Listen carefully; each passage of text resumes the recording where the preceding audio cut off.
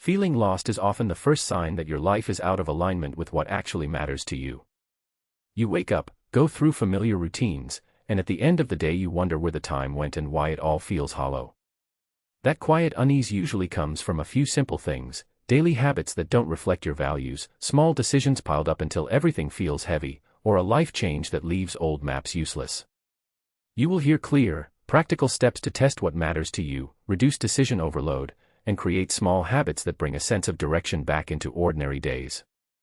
Relatable examples will make it concrete, like a teacher who found meaning by shifting from strict lesson plans to mentoring a few students, or someone who turned weekend pottery classes into a steady creative anchor after leaving a corporate job. No complicated theory, just simple questions you can try today and short practices that help you notice what really matters. If you stay with this, you'll leave with a first, doable step to begin finding your meaning. Feeling lost and identity transition.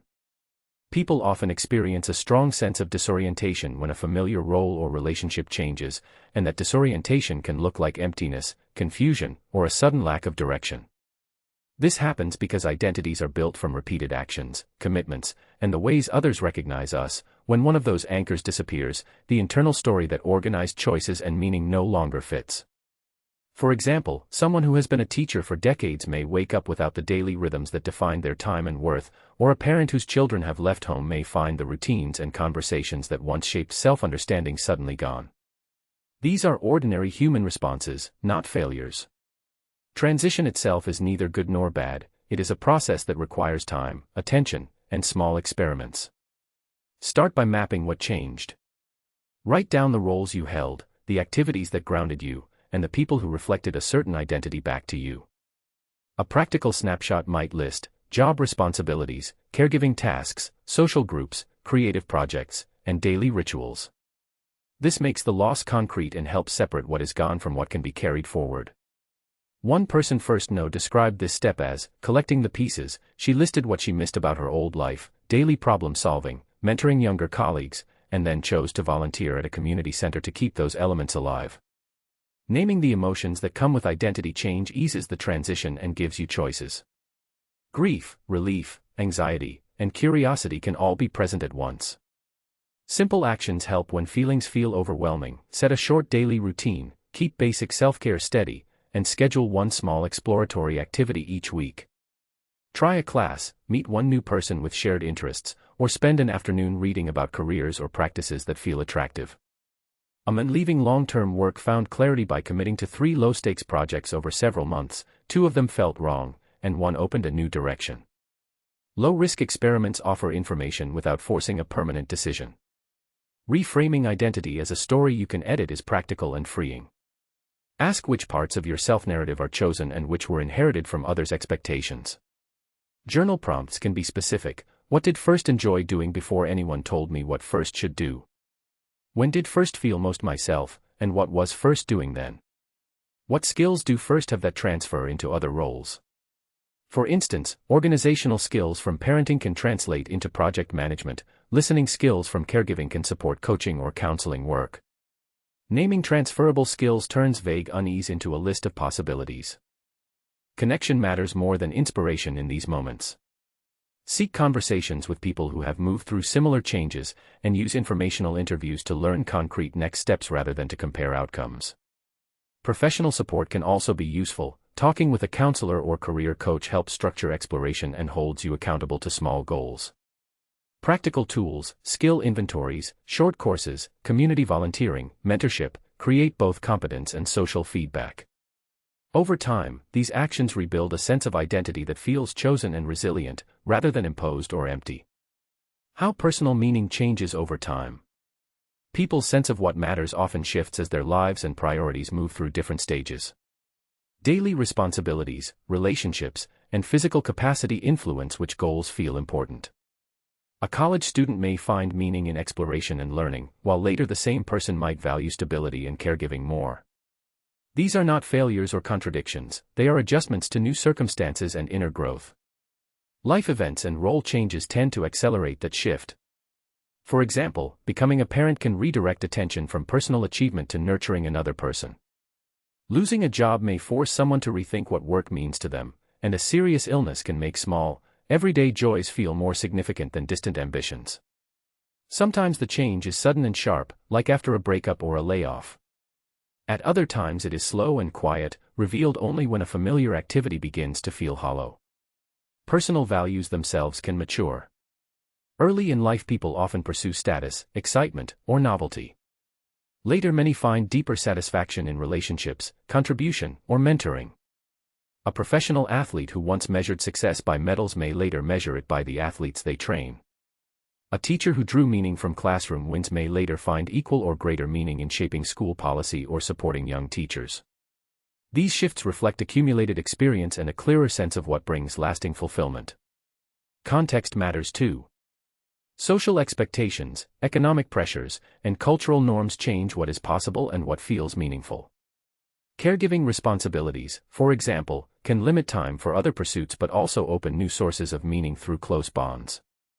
Geographic moves or community changes can expose someone to different values that reshape priorities. The meaning someone holds is therefore partly personal and partly a response to the world around them. Signals that personal meaning is changing are often emotional and practical. Pay attention when activities that used to energize you now drain you, or when small acts make you unexpectedly content. Feelings of persistent boredom, irritation, or relief can all point to a deeper shift. Keeping a simple list of moments that felt meaningful over weeks or months can reveal patterns more clearly than worrying about a single decision. Adapting to change means allowing your life story to be revised without judging past priorities as mistakes. Try small experiments, volunteer in a different role, take a short course, or spend time with people who live by values you admire. These low-risk steps help test whether a new source of meaning resonates over time. Rewriting goals to reflect current values, rather than clinging to old identities, creates space for meaningful activities that fit the life you actually lead. Meaning rarely disappears entirely, it tends to redirect. Accepting that it will change makes transitions less frightening.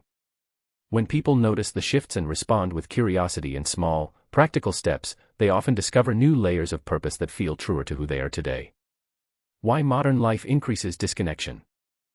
In many places people spend less time around other people they know, and that change shifts how connected life feels. Apartments and houses are often designed so neighbors do not cross paths. Long commutes and jobs that require being online for hours leave little room for casual conversations. A young professional can move cities for work and find their weekdays filled with meetings, leaving only a few minutes for messages from friends. Technology pulls attention in several directions at once. Phones and apps make it easy to stay in touch, but they also shorten interactions into likes, short messages, and quick reactions.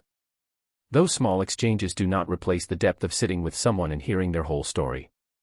Many social platforms show highly edited versions of other people's lives. Seeing those curated moments can make ordinary, unedited days feel less satisfying, and people often withdraw rather than opening up. Work and money concerns add pressure that narrows personal bandwidth. Shift work, multiple jobs, and the pressure to be constantly available for emails or calls make balance difficult. A parent who finishes a late shift may choose to rest instead of attending a neighborhood event. When time and energy are scarce, relationships often become planned tasks rather than ongoing, effortless parts of daily life. The way neighborhoods and services are organized also matters. Car-focused streets, scarce sidewalks, and shopping centers designed for quick in-and-out trips reduce the chance of chance meetings. Community spaces that once brought diverse groups together have declined in some areas. When a local cafe closes or a library cuts hours, a vital place for interaction is lost. Small changes in design and routine add up, making it easier to be physically close to others and still feel far apart. Ways to rebuild direction and inner clarity. Many people lose direction because their actions no longer reflect what they truly value.